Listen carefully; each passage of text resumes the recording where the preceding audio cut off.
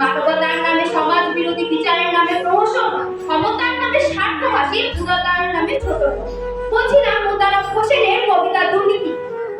ধন্যবাদ মাননীয় মডারেটর, আমাকে এখানে কিছু বলার সুযোগ করে দেওয়ার জন্য। এখানে উপস্থিত মাননীয় মডারেটর, বিজ্ঞ বিচারক মণ্ডলী, শিক্ষক মণ্ডলী, প্রধান শিক্ষক, আমার প্রতিপক্ষ যারা আছে এবং যারা দেখছেন এবং শুনছেন, তাদের সবাইকেই জানাই আমার আন্তরিক সালাম। আসসালামু আলাইকুম। বিতর্ক চলছে, আজকের বিতর্কের বিষয় অভাব নয়, সীমাহীন লোভে দুর্নীতির প্রধান কারণ। অত্যন্ত যুক্তিসঙ্গত কারণে আমি এর পক্ষে অবস্থান করছি। প্রথমতই আমি আমার প্রতিপক্ষ দলের তৃতীয় বক্তার দৃষ্টি আকর্ষণ করে বলতে চাই, তিনি যে ব্যাখ্যাগুলো দিয়েছেন সেগুলি পুরোপুরিভাবে যুক্তিহীন, অসাংঘাতিক, যার কোনো অর্থ নেই।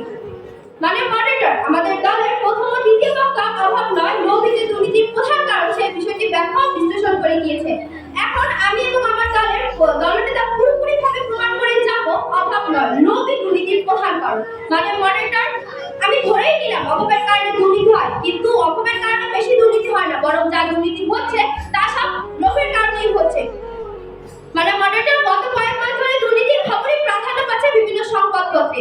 একের পর এক সরকারি শীর্ষ কর্মকর্তা থেকে পিয়ন ড্রাইভার সবার অবাক করা দুর্নীতির খবর জানা যাচ্ছে। মানে মডারেটর, আমি একটু লক্ষ্য করে দেখতে পাবো সম্প্রতি পুলিশের সাবেক আইজি বেনজির আহমেদের দুর্নীতির ঘটনা প্রকাশের পর একে একে অনেকের দুর্নীতির খবর বেরিয়ে আসছে। বেনজির পর জাতীয় বোর্ডের এনবিআর সদস্য মতিয়ার রহমান, প্রথম সচিব কাজী মাহমুদ ফয়সাল, পুলিশের আরো বেশ কয়েকজন কর্মকর্তা সহ ঢাকা মেট্রোপলিটন পুলিশের সাবেক কমিশনার আসাদুজ্জামান মিয়ার দুর্নীতির খবর প্রকাশ হয়েছে। সর্বশেষ আলোচনায় আছে পাবলিক সার্ভিস কমিশনের পিএসসি কর্মকর্তাদের বিসিএস সহ সরকারি কর্মকর্তাদের বিসিএস চাকরির প্রশ্ন ফাঁস করে কোটি কোটি টাকা আয়ের খবর।